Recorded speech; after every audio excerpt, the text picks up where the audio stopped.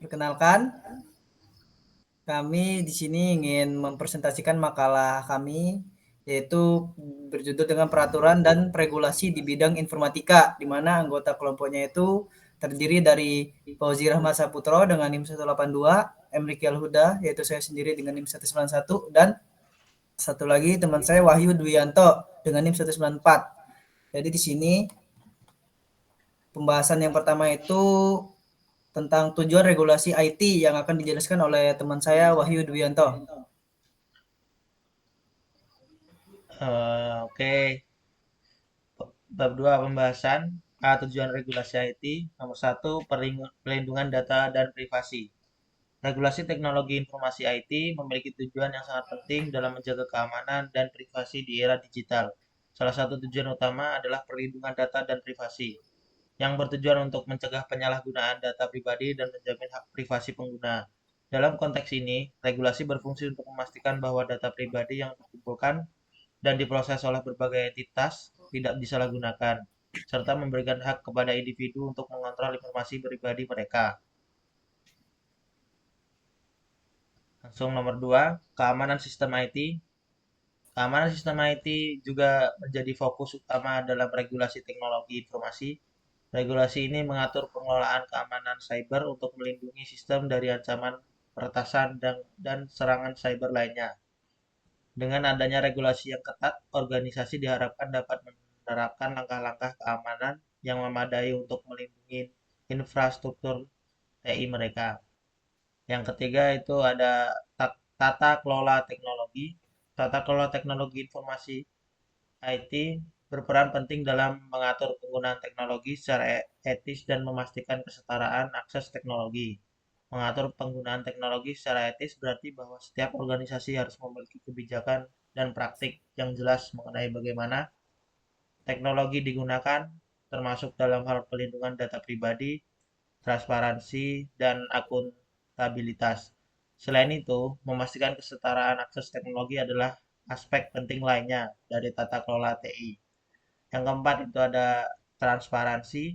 Transparansi dalam penggunaan teknologi informasi TI merupakan salah satu aspek penting dalam menciptakan pemerintahan yang akuntabel dan responsif. Menjamin penggunaan teknologi yang terbuka dan dapat diaudit tidak hanya meningkatkan kepercayaan publik, tetapi juga memungkinkan masyarakat untuk mengawasi dan mengevaluasi tindakan pemerintah. Oke, yang B akan dilanjutkan oleh Mas Riki. Oh, B ini yaitu tentang peraturan IT di Indonesia. Yang pertama itu pada Undang-Undang ITE, Undang-Undang Nomor 11 Tahun 2008, Revisi Undang-Undang Nomor 19 Tahun 2006. Undang-Undang Informasi dan Transaksi Elektronik atau UU ITE yang awalnya ditetapkan melalui Undang-Undang Nomor 11 Tahun 2008 dan direvisi menjadi Undang-Undang Nomor 19 Tahun 2016 merupakan regulasi penting di Indonesia untuk mengatur aktivitas berbasis teknologi informasi. Undang-undang ini mencakup pengelolaan informasi elektronik, transaksi elektronik, dan pelindungan hukum terkait. Dalam penerapannya, Undang-Undang ITE memberikan landasan hukum bagi upaya penanganan kejahatan digital seperti pencemaran nama baik, hacking, serta penyebaran hoaks. Namun meskipun bertujuan mendukung perkembangan teknologi dan memberikan perlindungan hukum, Undang-Undang ITE kerap menuai kritik. Beberapa pasalnya dinilai multitafsir sehingga berpotensi membatasi kebebasan berpendapat. Kritik ini didasarkan pada berbagai kasus yang mencerminkan ketidakpastian hukum yang kadang-kadang dimanfaatkan secara tidak adil, terutama dalam konteks penghinaan atau pencemaran nama baik. Gambar di atas merupakan salah satu contoh dari artikel penyebaran hoaks yang terjadi sekarang, yang dimana merupakan salah satu bentuk pelanggaran dari Undang-Undang ITE atau Undang-Undang Nomor 11 Tahun 2008, Revisi Undang-Undang Nomor 19 Tahun 2006. Yang kedua itu Peraturan Pemerintah Nomor 71 Tahun 2019. Peraturan Pemerintah Nomor 71 Tahun 2019 menggantikan Peraturan Pemerintah Nomor 82 Tahun 2012 untuk memberikan kerangka hukum yang lebih komprehensif dalam pengelolaan sistem dan transaksi elektronik di Indonesia. Peraturan pemerintah ini mengatur penyelenggaraan sistem elektronik baik dalam lingkup publik maupun privat. Peraturan pemerintah ini juga mencakup berbagai aspek seperti kewajiban pendaftaran penyelenggara sistem elektronik melalui sistem perizinan elektronik, pengamanan sistem, pengelolaan data pribadi, dan klasifikasi data berdasarkan tingkat risiko. Yang ketiga, Undang-Undang Perlindungan Data Pribadi atau Undang-Undang Perlindungan Data Pribadi Nomor 27 Tahun 2022. Undang-Undang Nomor 27 Tahun 2022 tentang Perlindungan Data Pribadi merupakan regulasi yang menjamin perlindungan data pribadi masyarakat Indonesia. Undang-undang ini mengatur proses pengumpulan, pengelolaan, dan pemusnahan data pribadi oleh individu, korporasi, maupun badan publik. Pengumpulan data pribadi harus dilakukan secara sah, transparan, dan sesuai dengan tujuan yang telah diinformasikan kepada pemilik data. Pengelolaan data mencakup penyimpanan, pemrosesan, dan distribusi yang wajib memenuhi standar keamanan untuk mencegah akses dan penggunaan tanpa izin. Pemusnahan data dilakukan ketika data tersebut tidak lagi relevan atau atas permintaan pemilik data, memastikan bahwa data tidak disalahgunakan di masa mendatang. Undang-Undang penyelenggara Perlindungan Data Pribadi juga menegaskan hak-hak pemilik data seperti hak untuk mengakses, memperbaiki, dan menghapus data pribadi mereka. Yang keempat, keamanan cyber. Badan Cyber dan Sandi Negara atau BSSN merupakan lembaga yang bertanggung jawab terhadap keamanan cyber di Indonesia. BSSN bertujuan untuk mencegah, mendeteksi, merespon, dan memulihkan ancaman cyber yang berpotensi merugikan keamanan nasional. Implementasi strategi BSSN meliputi penguatan kolaborasi lintas lembaga, pengembangan kapasitas sumber daya manusia, dan penetapan standar keamanan cyber nasional. Sebagai contoh, BSSN terlibat aktif dalam mitigasi ancaman global seperti serangan ransomware WannaCry yang pernah berdampak besar di Indonesia. Dan ini yang kecil tentang tantangan dan pentingnya penerapan regulasi akan dijelaskan oleh teman saya yaitu Mas Fauzi. Tantangan dan pentingnya penerapan regulasi. Yang pertama, tantangan. Tingkat literasi digital masyarakat Indonesia masih menjadi kendala utama dalam penerapan regulasi teknologi informasi.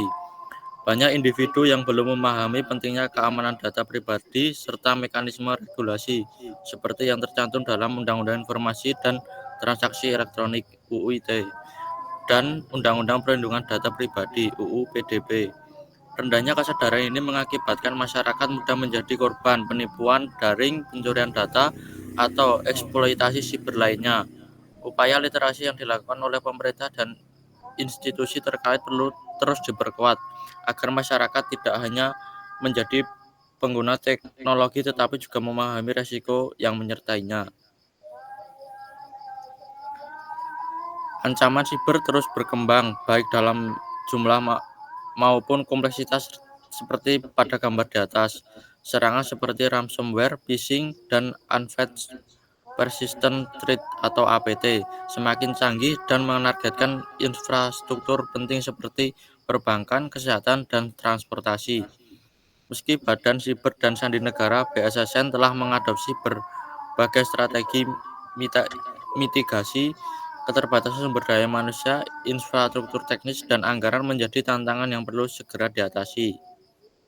Kolaborasi lintas sektor sangat dibutuhkan untuk memperkuat keamanan nasional dalam menghadapi ancaman global. Ketidakpatuhan terhadap regulasi masih menjadi hambatan besar, terutama dari perusahaan multinasional yang beroperasi di Indonesia. Beberapa perusahaan tidak mematuhi aturan penyimpanan data lokal sebagaimana diatur dalam PP Nomor 71 Tahun 2019 tentang penyelenggaraan sistem dan transaksi elektronik. Hal ini melemahkan kedaulatan data Indonesia serta menghambat upaya perlindungan data masyarakat. Diperlukan pengawasan tegas untuk memastikan kepatuhan perusahaan terhadap regulasi yang berlaku. Yang kedua, pentingnya penerapan. Regulasi teknologi informasi memberikan perlindungan hukum yang kuat untuk transaksi elektronik. Dengan adanya aturan seperti UU PDB, masyarakat dan pelaku bisnis mendapatkan jaminan bahwa data pribadi mereka akan dikelola dengan aman. Hal ini mencegah risiko pelanggaran data dan kejahatan dunia maya lainnya, yang pada akhirnya menciptakan ekosistem digital yang lebih aman. Kepercayaan masyarakat terhadap teknologi sangat penting untuk mendorong transformasi digital. Regulasi seperti UU ITE dan UU PDB memberikan kepastian hukum yang meningkatkan keyakinan masyarakat untuk berpartisipasi aktif dalam ekonomi digital. Dengan rasa aman yang meningkat, masyarakat akan lebih terbuka terhadap inovasi dengan penggunaan teknologi dalam kehidupan sehari.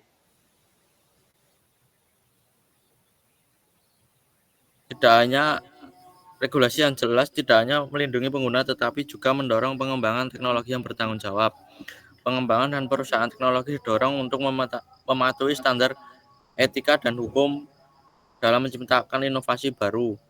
Hal ini memastikan bahwa perkembangan teknologi tidak hanya mendorong pertumbuhan ekonomi tetapi juga menghormati hak asasi manusia termasuk privasi dan keamanan data.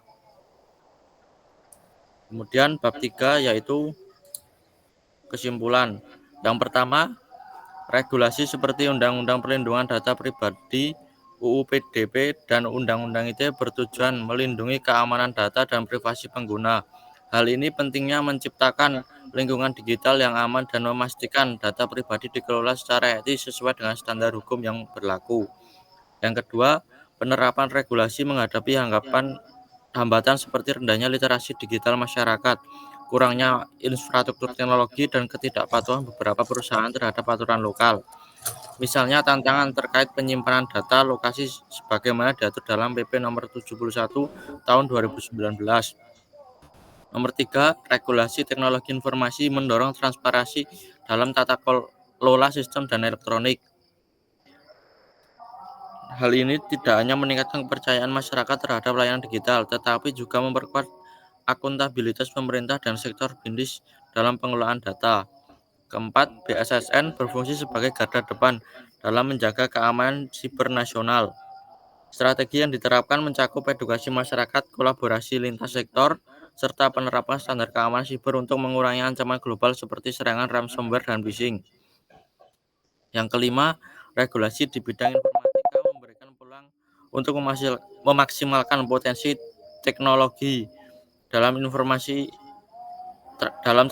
digital. Namun keberhasilan transformasi ini memerlukan kolaborasi erat antar pemerintah, sektor swasta, dan masyarakat untuk mengatasi hambatan yang ada, termasuk resistansi terhadap perubahan budaya kerja. Saya kembalikan kepada Mas Riki. Mungkin cukup sekian presentasi dari kelompok kami. Lebih kurangnya mohon maaf. Kami Heri. Wassalamualaikum warahmatullahi wabarakatuh. Waalaikumsalam.